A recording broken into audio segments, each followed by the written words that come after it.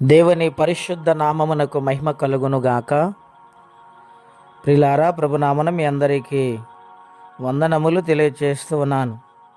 దేవుని వాక్యాన్ని ధ్యానిందాము. అపోస్తుల కార్యాలు 17వ అధ్యాయము 26, 27 వచనాలు. మరియు యావత్ భూమి మీద కాపురముండుటకు ఆయన ఒకరి నుండి ప్రతి జాతి మనుషులను సృష్టించి వారి వేళ దేవుని తడవలాడి కనుగొందరేమో అని తన వెదుకు నిమిత్తము నిర్ణయ కాలమును వారి నివాస స్థలం యొక్క పొలిమేరను ఏర్పరిచెను.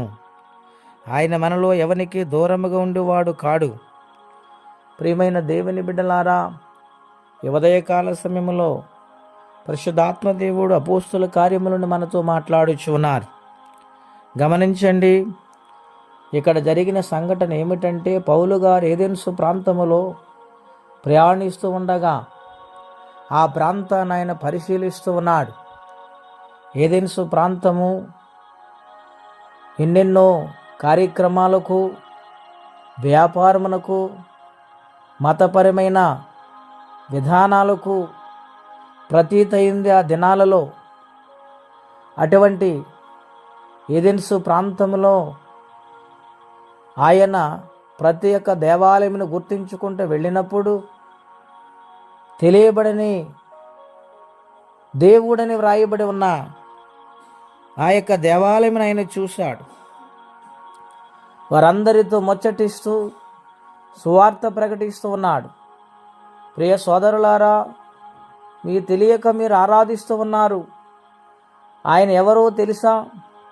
జగదుత్పత్తి వేయబడక మునిపే సృష్టించిన సృష్టికర్త అయిన దేవుడిగా ఉన్నాడు అని వారందరితో కూడా మాట్లాడుతూ ఉంటే, ఏథెన్సు ప్రాంతవాసులు క్రొత్త కొత్త విషయాలను మరీ ఆసక్తిగా వినేవారు.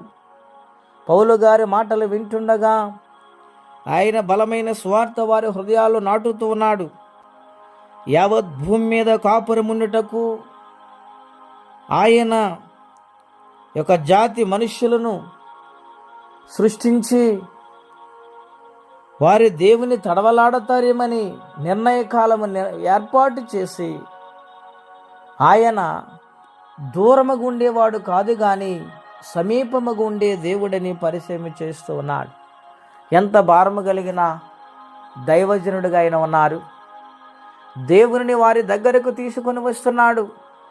వారు తెలియక ఆరాధిస్తూ ఉంటే ఆయన తెలిసే రీతిలో వారికి యేసయ్య నామమును ప్రకటిస్తూ ఉన్నప్పుడు వారు ఆశ్చర్యపోయారు.